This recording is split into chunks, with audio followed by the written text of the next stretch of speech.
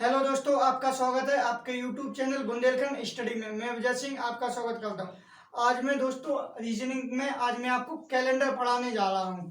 ठीक है, जो सबसे ज़्यादा इम्पोर्टेंट है किसी भी गवर्नमेंट एग्जाम के लिए। ठीक है, मैं आपको कैलेंडर पढ़ा रहा हूँ आज।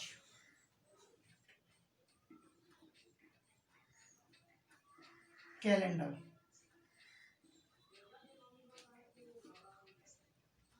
कैलेंडर कैलेंडर आपके 3 प्रकार के कैलेंडर होते हैं, मैं आपको लिखता हूँ। पहला आपका कैलेंडर होता है शक संवत कैलेंडर। उसके बाद दूसरा आपका कैलेंडर होता है विक्रम संवत।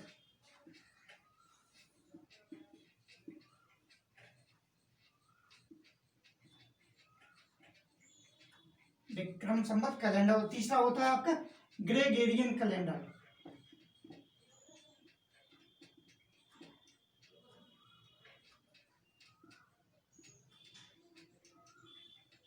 Gregorian calendar. आपके कैलेंडर कितने प्रकार के होते हैं? आपके कैलेंडर 3 प्रकार के होते हैं, शक संवत, विक्रम संवत, ग्रेगोरियन कैलेंडर। वैसे देखा यार तो कैलेंडर का नाम कैसे पड़ा? कैलेंडर का नाम एक ग्रीक देश का वैज्ञानिक था, उसी के नाम पर कैलेंडर का नाम पड़ा। जो ग्रीक देश का रहने वाला वैज्ञानिक था उसी के नाम पर कैलेंडर का नाम पड़ा। और आप लोगों को एक बात और बता दूं, कैलेंडर की जो मीनिंग होती CALENDAR होती, ना कि DER होती। DER मीनिंग नहीं होती उसकी, DER कैलेंडर की मीनिंग होती। अब मैं आपको बता दूं शक संवत और विक्रम संवत की कैलेंडर की बात करूं तो ये ऐसे कैलेंडर है जो वर्तमान में देखा जाए तो शक संवत और विक्रम संवत के अनुसार ही हम दिनांक और दिन नहीं देखते हैं। वर्तमान में केवल एक ही कैलेंडर चल रहा है, उसका नाम है ग्रेगोरियन कैलेंडर।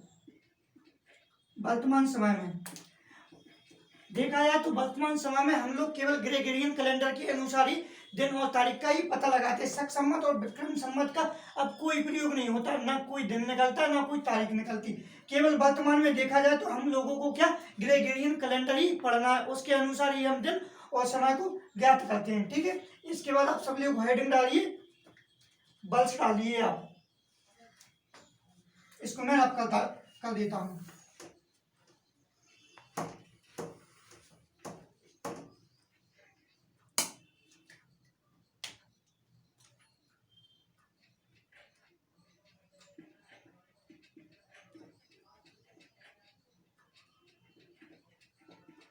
बल्स डालिए, बल्स को इंग्लिश में बोलते हैं ईयर। बल्स आपके 2 प्रकार के होते हैं। पहला बल्स होता है आपका साधारण बल्स, साधारण बल्स। दूसरा होता है आपका लीप ईयर, लीप बल्स। लीप बल्स को ही हम एक नाम से और जानते हैं, उसको बोलते हैं अधिबल्स। अधिबल्स के नाम से जानते हैं, इसको इंग्लिश में बोलते हैं जनरल ईयर, जनरल ईयर। और लीप बल्स को इंग्लिश में बोलते हैं लीपी बल्स, क्योंकि इंग्लिश ही शब्द है जी। आप लोगों के एग्जाम में कभी कभी क्वेश्चन पूछ लेता है लीप बल्स और अधिबल्स दोनों एक ही बात है, लीप बल्स या अधिबल्स दोनों एक ही बात है, साधारण बल्स अलग है। अब मैं इनकी आपको परिभाषा बताता हूं।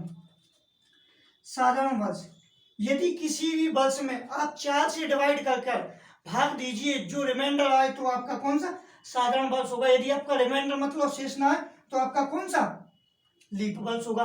ठीक है, साधारण बल्स की परिभाषा क्या होगी? यदि किसी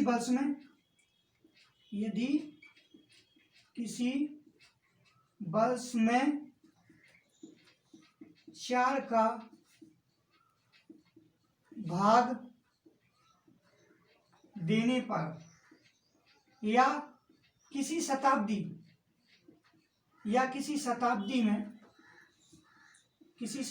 में 400 का भाग देने पर 400 का भाग देने पर कुछ शेष बचे वह साधारण बल्स कहलाता है।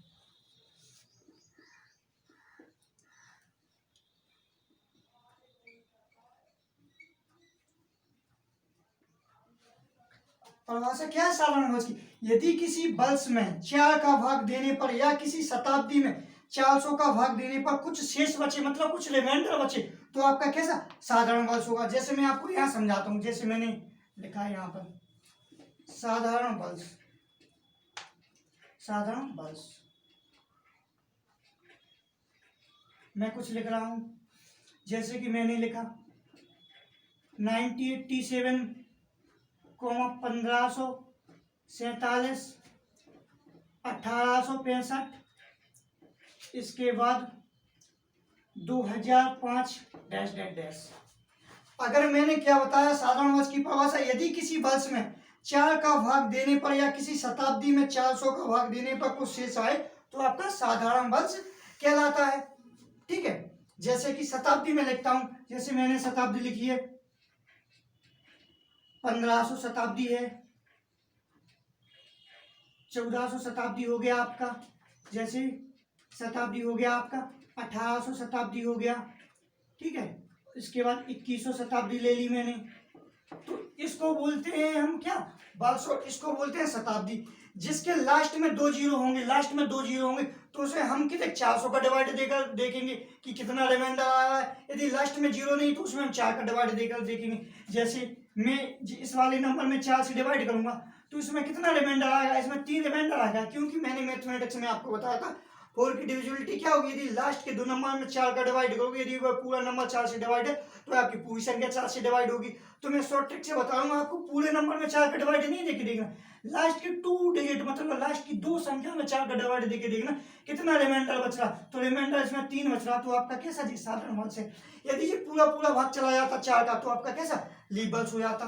ठीक है, किसी भी नंबर में आप 4 का भाग देके देखोगे कुछ ना कुछ रिमाइंडर बच रहा, तो आपका कैसा जी आपका कैसा साधारण बल्स हो गया है। ठीक है, इसके बाद अब बात आती है शताब्दी की। शताब्दी यदि मैं इसमें 4 का डिवाइड देके देखो, 2 से 0 2 कट जाएंगे, 4 का डिवाइड देके देखोगे तो उसमें 3 रिमाइंडर आएगा, 3 रिमाइंडर आ रहा है, तो यदि मैंने कहा था यदि कुछ शेष बचे तो आपका कैसी शताब्दी की, जो आपकी शताब्दी कैसी साधारण बल्स की आपकी ये शताब्दी है। ठीक है, जितनी भी मैंने लिखी साधारण बल्स की।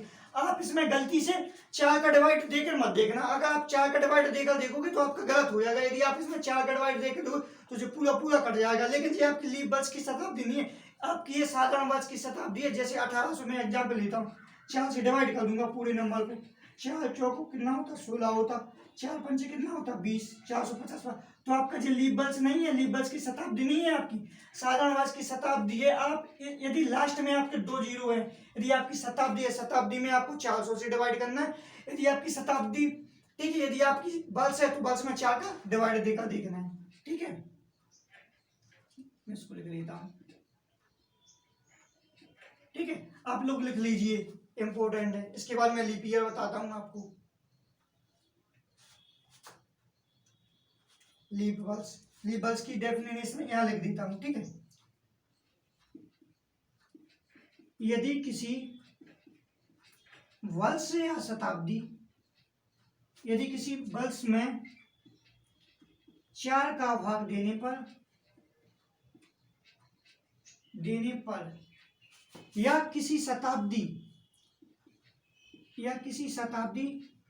देने पर वह बल्स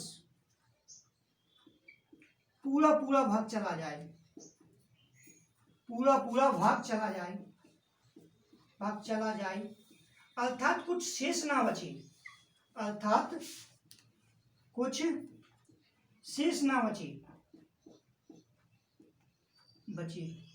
वह लीप बल्स कहलाता है।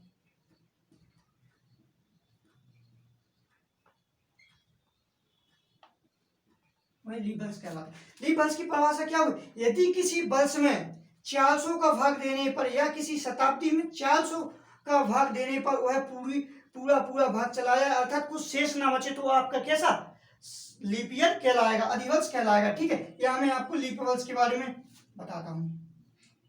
लीप बल्स आपके कौन कौन से होंगे, लीप बल्स या अधिवर्ष बोलते हैं इसको।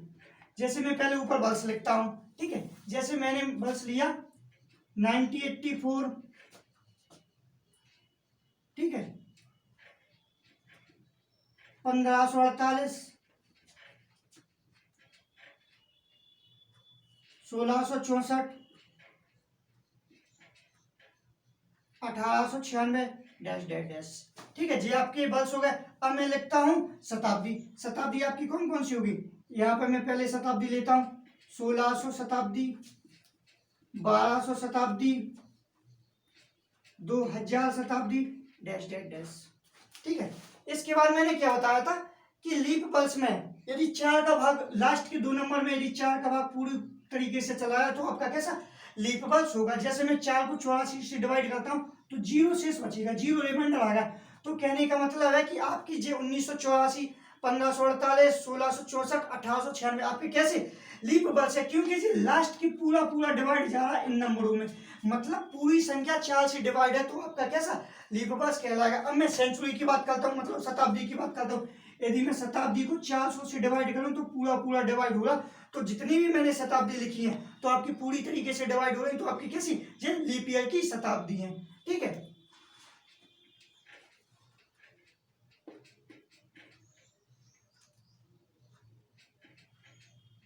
लीप ईयर की शताब्दी। आपको कुछ नहीं करना, यदि साधारण वर्ष देखना है तो लास्ट का नंबर में वर्ष में यदि 4 का डिवाइड करके देखना है, यदि कुछ रिमाइंडर आए तो आपका साधारण वर्ष होगा। यदि उसमें शताब्दी आपकी साधारण वर्ष की शताब्दी है, साधारण वर्ष की शताब्दी में आपको 400 से डिवाइड करके देखना है, यदि कोई रिमाइंडर आ रहा है तो आपका साधारण वर्ष होगा, यदि कोई रिमाइंडर ना आ रहा हो तो आपका कैसा लीप वर्ष या अधिवर्ष होगा, क्योंकि हम लीप वर्ष को ही क्या अधिवर्ष बोलते हैं। जिसमें लास्ट में 00 हो, आपको जिसमें लास्ट में 00 उसमें आपको 400 को डिवाइड करके देखना, ना कि 4 से डिवाइड करके देखना, 400 से डिवाइड करके देखना। ठीक है, इसके बाद आगे देखेंगे, आप लोग लिख लीजिए, इसके बाद मैं रब करता हूं इसको।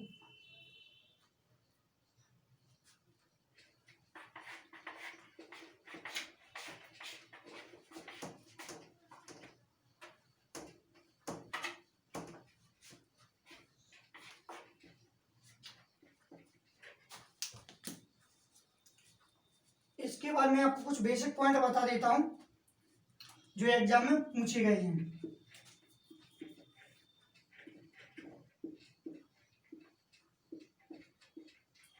एक साधारण वर्ष में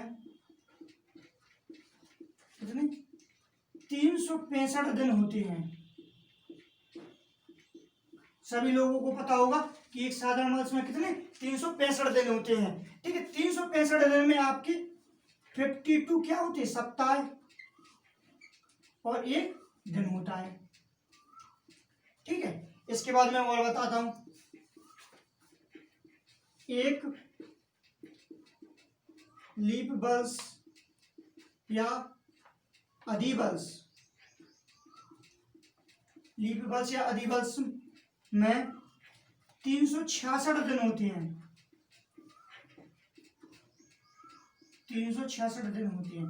अर्थात कहने का मतलब है कि इसमें 52 सप्ताह, 52 सप्ताह और 2 दिन होते हैं। आपके कैसे होते हैं लीप वर्ष में आपके 52 सप्ताह और 2 दिन होते हैं, साधारण वर्ष में आपके 52 सप्ताह और 1 दिन होता है। ठीक है, इसके बाद बच्चों का क्वेश्चन रहता कि लीप वर्ष में 1 दिन एक्स्ट्रा क्यों होता है, तो मैं अच्छी तरीके से आपको एक्सप्लेन करके बता देता हूं कि आपका 1 दिन कैसे एक्स्ट्रा होता है। ठीक है, आप लिख लीजिए इसको, बेसिक पॉइंट है, सभी को नॉलेज होगी इसके बारे में। अब क्वेश्चन बनता कि लीप ईयर में 366 दिन क्यों होती है।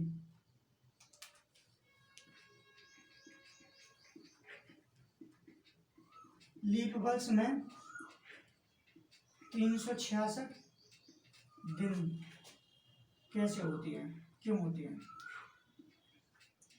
क्यों होती है। अब मैं आप लोगों को बता दूं कि लीप वर्ष में 366 दिन क्यों होते हैं।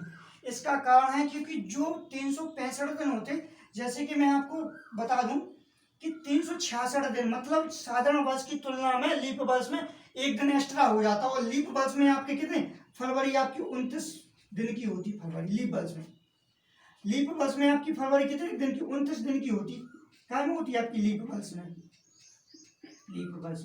लीप वर्ष में आपकी फरवरी कितने दिन की होती, 29 दिन की फरवरी होती। और क्यों होती, इसका कारण है क्योंकि मैं आप लोगों को बता दूं एक वर्ष में एक वर्ष में जो टाइम पीरियड होता ना, एक वर्ष में 365 दिन के अलावा, एक्चुअल टाइम बता रहा हूं, जो एग्जैक्टली टाइम है, सभी लोगों को पता होगा। जैसे मैं कोई वैल्यू लिखता हूं, जैसे मैंने कोई 9.8 लिखी, कभी कभी हम इसको 10 भी लिख सकते हैं, 10 भी लिख सकते हैं उसको अपनी सुविधा के लिए। अब मैं आप लोगों को बता दूं कि एक्चुअल टाइम क्या होता है। एक वर्ष में 365 दिन के अलावा आपके इसमें 5 घंटे 48 मिनट और आपके 46 सेकंड भी होती है। जी है इसका मेन फंडा। आवर लिखता हूं मैं इसको, 5 आवर 48 मिनट एंड 46 सेकंड होते हैं आपके एक वर्ष में। ये है आपका एक्चुअल टाइम। और वैसे शॉर्ट में बोल दिया जाता है कि एक वर्ष में आपके कितने 365 दिन होती है। यदि इसको ठीक से गिना जाए तो मैं आपको बता दूं, एक वर्ष में कितने, हम 5 घंटा को 5 आवर 48 मिनट्स एंड 46 सेकेंड, 5 घंटा 48 मिनट 46 सेकेंड। जब हम 9.8 को 10 लिख सकते, तो हम 5 घंटा 48 मिनट 46 सेकेंड को हम 6 आवर लिख सकते हैं, लिख देते हैं कि 6 घंटे बोल सकते हैं हम, 5 यानी 5 घंटा 48 46 सेकेंड को। ठीक है, इसी प्रकार मैं आपको बता दूं कि एक साल में आपके कितने 6 घंटा हुआ है एक साल में। तो आपको मैं बता दूं कि 4 साल में कितने घंटा हो गए, 4 का यहाँ पे मल्टीप्लाई हो जाएगा, मतलब 48 घंटा। आप सभी लोगों को पता होगा कि 48 घंटे को हम क्या एक दिन बोलते हैं, पूरे 48 घंटे को हम क्या एक दिन बोल देते हैं। इसलिए 48 आवर को हम क्या एक दिन बोल देते हैं। इसलिए हर प्रत्येक 4 वर्ष में आपका लीप वर्ष आता है।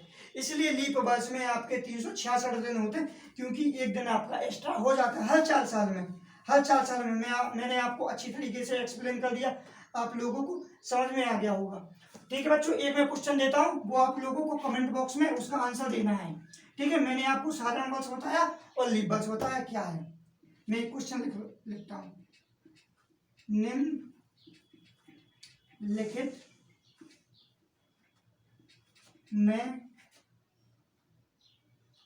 निम्नलिखित में बताइए कि कौन सा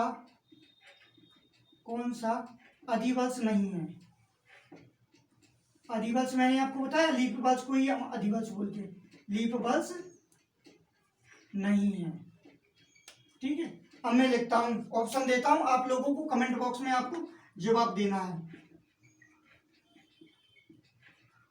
यदि आपको समझ में आ गया होगा तो आप लोग कमेंट बॉक्स में इसका आंसर जरूर देंगे। आप ये 1200 लिखा है, क्वेश्चन ध्यान से पढ़ लेना। उसने कहा है निम्नलिखित में से कौन सा अधिवर्ष मतलब लीप वर्ष नहीं है। तो आप लोगों को इसका कमेंट बॉक्स में आप लोगों को आंसर देना है। ठीक है दोस्तों, यदि दोस्तों आपको वीडियो पसंद आया तो वीडियो को लाइक करें, कमेंट करें, शेयर करें।